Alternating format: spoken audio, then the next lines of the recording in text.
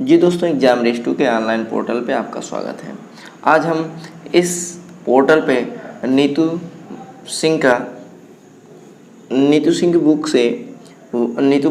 की book volume 1 से narration को हम लोग पढ़ेंगे। ध्यान दीजिए, आज हम इस नरेशन चैप्टर नंबर 4 है, इस नरेशन चैप्टर का एक्सप्लेन हम लोग करेंगे।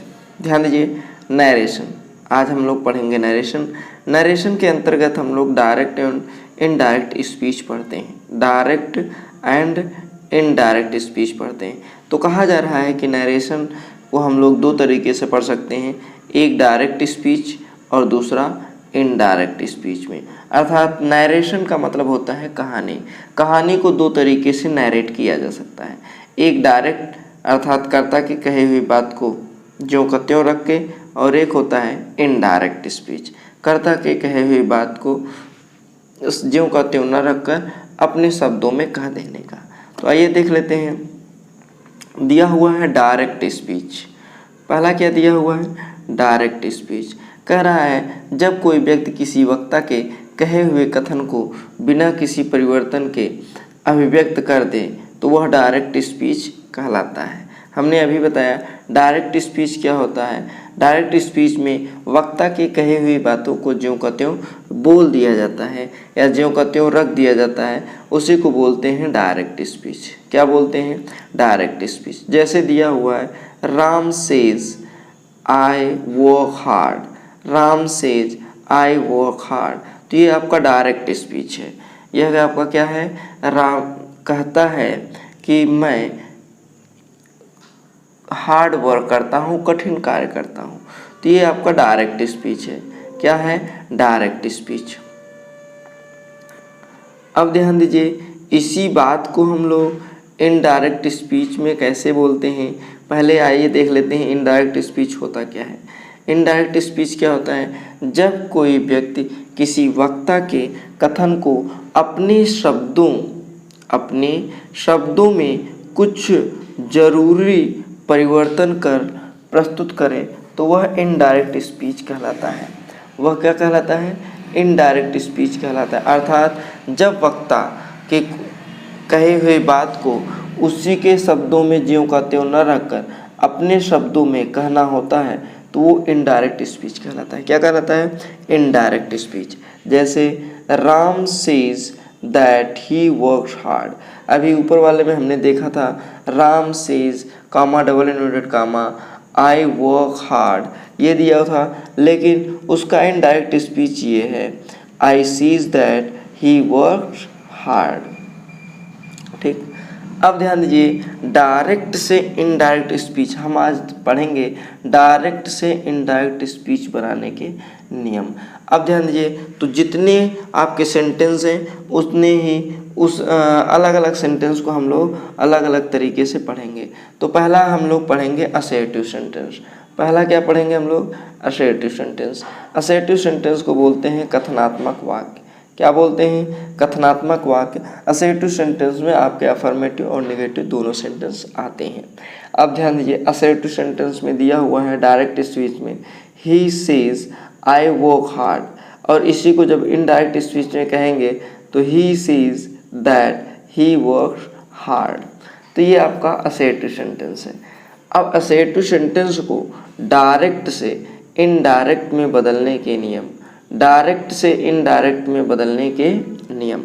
तो आइए देख लेते हैं पहला नियम क्या है। पहला नियम ये है कि हम कामा और डबल इन्वर्टेड कामा को हटा के कंजंक्शन दैट का प्रयोग करते हैं। पहला रूल क्या है? कामा और डबल इन्वर्टेड कामा को हटा के कंजंक्शन दैट का प्रयोग करते हैं। उसके बाद हम लोग प्रोनाउन में चेंज करते हैं। प्रोनाउन में चेंज हम लोग सन के रूल के अनुसार कर लेते हैं। प्रोनाउन में चेंज हम लोग सन के रूल के अनुसार करते हैं। अर्थात फर्स्ट पर्सन सब्जेक्ट के अनुसार, सेकंड पर्सन ऑब्जेक्ट के अनुसार, और थर्ड पर्सन में किसी भी प्रकार का चेंज नहीं होगा। फर्स्ट पर्सन में आपके आई और वी आ जाता है, यह सब्जेक्ट के अनुसार चेंज होगा रिपोर्टिंग वर्ब के।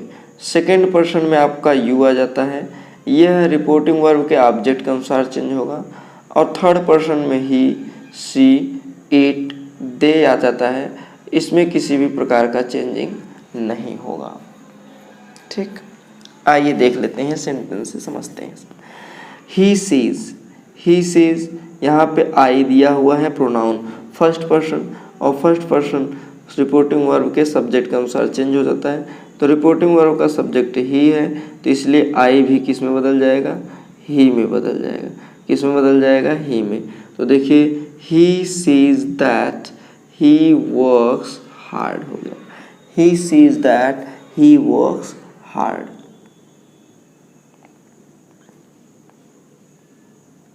अगला सेंटेंस हमारा है, ध्यान दीजिए, अगले सेंटेंस में दिया हुआ है he says to me, comma, double inverted comma, you work hard.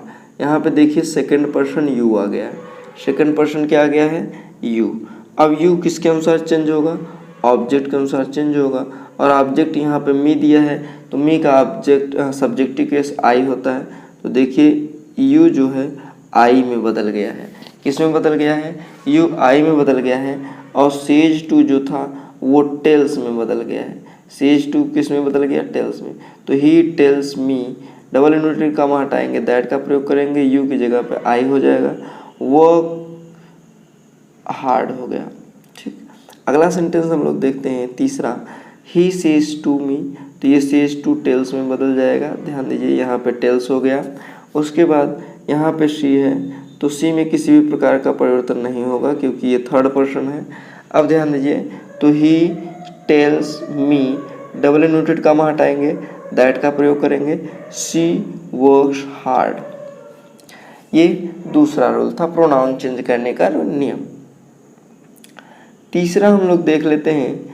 तीसरे में दिया हुआ है, ध्यान दीजिए, अगर से और शेड को इनडायरेक्ट स्पीच में यथावत रहने देते हैं, लेकिन अगर से टू दिया है तो टेल में बदल देंगे, और शेड टू दिया है तो टोल्ड में बदल देते हैं, और सेज टू दिया होता है तो हम लोग उसे टेल्स में बदल देते हैं। किस में बदल देते हैं, टेल्स में बदल देते हैं। ध्यान दीजिए, ही सेज टू मी, यहाँ पे सेज टू आया है तो ये टेल्स में बदल जाएगा। तो देखिए ये टेल्स हो गया।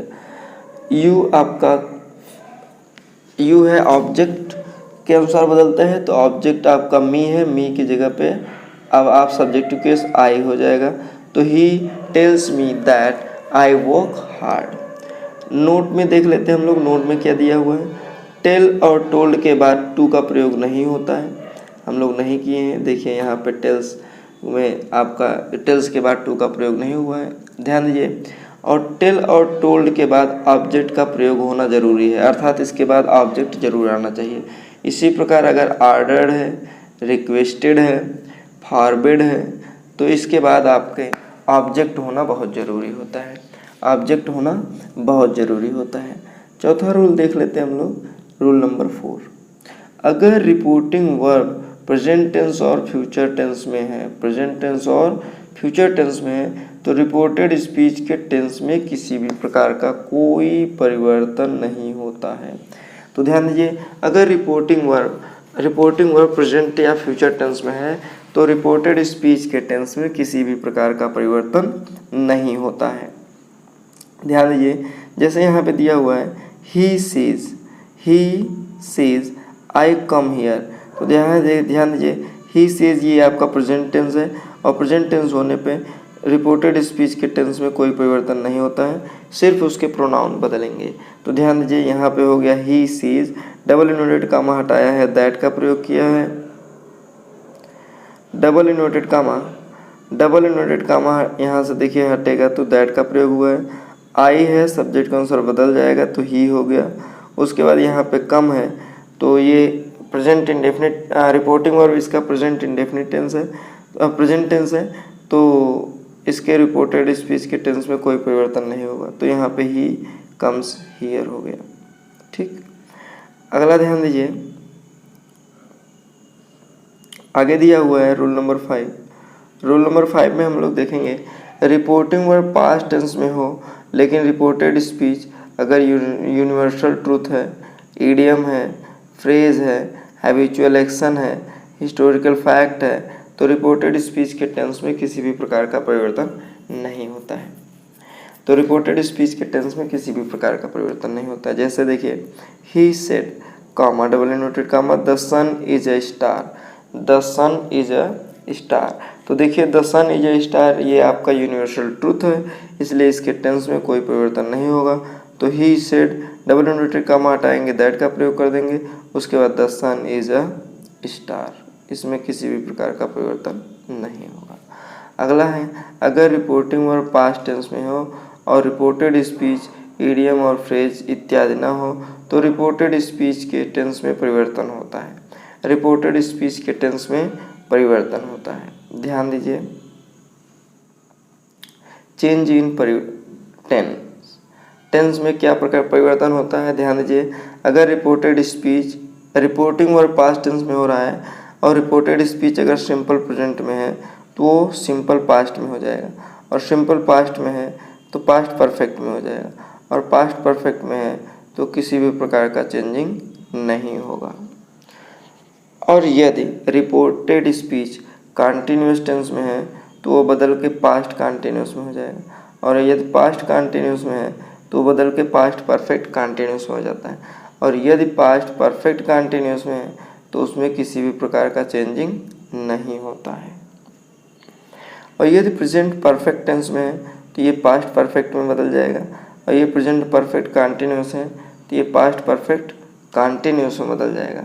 लेकिन अगर पास्ट परफेक्ट और पास्ट परफेक्ट कंटिन्यूअस में है तो उसमें किसी भी प्रकार का चेंजिंग नहीं होगा, उसमें किसी भी प्रकार का चेंजिंग नहीं होगा। आइए हम लोग देख लेते हैं मॉडल में क्या चेंजिंग होता है। मॉडल्स में क्या चेंजिंग होता है। मॉडल का जो शैल होता है वो शुड में बदल जाता है, जो विल होता है वो वुड में बदल जाता है, मे का माइट हो जाता है, और कैन का कुड हो जाता है।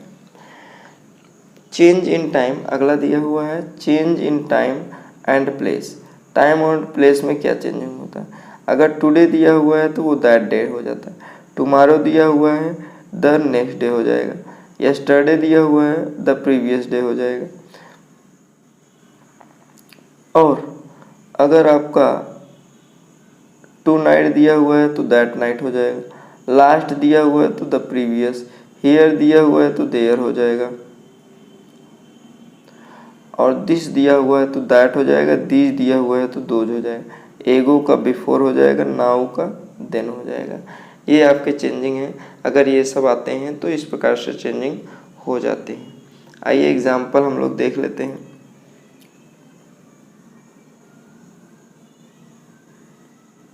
एग्जाम्पल में क्या क्या है ध्यान दीजिए, यहाँ पे दिया हुआ है। पहले एग्जाम्पल में देखिए, ही सेड रिपोर्टिंग और पास्ट टेंस में है तो रिपोर्टेड स्पीच के टेंस में परिवर्तन होगा ना, सार्वभौमिक सत्य नहीं होगा तो ध्यान दीजिए। तो यहाँ पे दिया हुआ है ही सेड, तो यहाँ पे हो जाएगा ही सेड, डबल इन्वर्टेड कॉमा हटाएंगे, दैट का प्रयोग करेंगे, उसके बाद आई है फर्स्ट पर्सन के अनुसार चेंज हो जाएगा, फर्स्ट पर्सन सब्जेक्ट के अनुसार चेंज होगा तो सब्जेक्ट सी हो जाएगा, कैन नॉट का कुड नॉट हो जाएगा, हेल्प यू जो है ऑब्जेक्ट के अनुसार बदलता है तो यहाँ पे ऑब्जेक्ट नहीं है तो ऑब्जेक्ट हम मी मान लेते हैं तो वो यहाँ पे मी हो गया। उसके बाद एट दिस का दैट हो जाएगा, दैट टाइम, ये आपका हो गया। आगे देखेंगे दूसरा दिया हुआ है he said to me, said to बताए थे टोल्ड में बदल जाएगा तो यहाँ पे देखिए टोल्ड में बदल दिया है, डबल इन्वर्टेड कॉमा हटाएंगे, दैट लगा देंगे, दैट लगा दिया। आई सब्जेक्ट के अनुसार चेंज होता है, सब्जेक्ट ही है तो इसलिए ही यहाँ पे हो जाएगा। अब ही के साथ विल होना चाहिए लेकिन अब चेंज होगा तो विल का वुड हो जाएगा।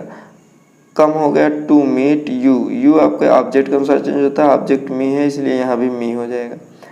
मीट मी टुमारो, टुमारो के लिए द नेक्स्ट डे। तीसरा देखिए,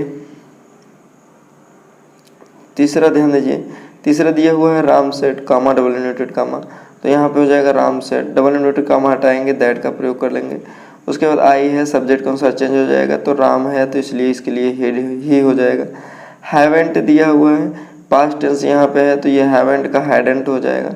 टेकन एनी एग्जाम दिस का दैट हो जाएगा, यहाँ पे दैट हो गया। बट आई के लिए हम लोग सब्जेक्ट ही रखेंगे क्योंकि यहाँ पे राम है। उसके बाद इंटेंडेड प्रेजेंट इंडेफिनिट दिखा रहा है, प्रेजेंट इंटेंडेड हो जाएगा। Two exams take two exams the next year, the next year तो नेक्स्ट ईयर हो जाएगा। चौथा देख लेते हैं हम लोग। चौथा दिया हुआ he said comma double inverted comma virtue is its own reward. तो virtue is its own reward ये आपका फ्रेज है। तो फ्रेज में किसी भी प्रकार के टेंस में परिवर्तन नहीं होता है, तो हम लोग इसे ज्यों का त्यों उतार देंगे। He said double inverted comma हटाएंगे, दैट का प्रयोग करेंगे, उसके बाद ज्यों का त्यों उतार देते हैं, virtue is its own reward हो जाएगा। ठीक है, क्योंकि ये क्या है, फ्रेज है। अगला देख लेते हैं, पांचवा सेंटेंस क्या दिया हुआ है। आवर टीचर सेड, तो our teacher said double inverted comma हटाएंगे, दैट का प्रयोग कर लेंगे। उसके बाद वी है, वी सब्जेक्ट के अनुसार चेंज होता है, तो आवर ही है तो यहाँ पे वी ही हो जाएगा। हैव टू है तो हैड टू हो जाएगा। फिनिश दिस वर्क है तो दैट वर्क हो जाएगा। टुडे दैट डे हो जाएगा। एज वी नो दैट, जैसा कि हम लोग जानते हैं, टुमारो नेवर कम्स, तो यही रहेगा, इसमें कोई भी प्रकार का बदलाव नहीं होगा। We know that tomorrow never comes. ठीक है, अगला सेंटेंस हम लोगों का इंट्रोगेटिव सेंटेंस है। तो आज हम लोग इंट्रोगेटिव सेंटेंस नहीं पढ़ेंगे, आज असर्टिव सेंटेंस ही पढ़ेंगे। आज बस इतना ही हम लोग। अगर जो लोग चैनल पे नए हैं तो सब्सक्राइब कर लीजिए और नोटिफिकेशन ताकि आप लोगों तक पहुंच सके। ठीक है, और बेल आइकन पर प्रेस करना ना भूलिएगा ताकि सारे नोटिफिकेशन आप तक पहुंच सकें। अब ये सीरीज आप लोगों का चल रहा है नीतू सिंह का, तो नीतू सिंह का अब ये सीरीज नरेशन से होते हुए जितने भी चैप्टर हैं हम लोग एक थोड़ा थोड़ा करके अलग अलग वीडियो में देखते चलेंगे। फिर मिलेंगे हम लोग नेक्स्ट वीडियो में नेक्स्ट टॉपिक के साथ। तब तक के लिए जय हिंद।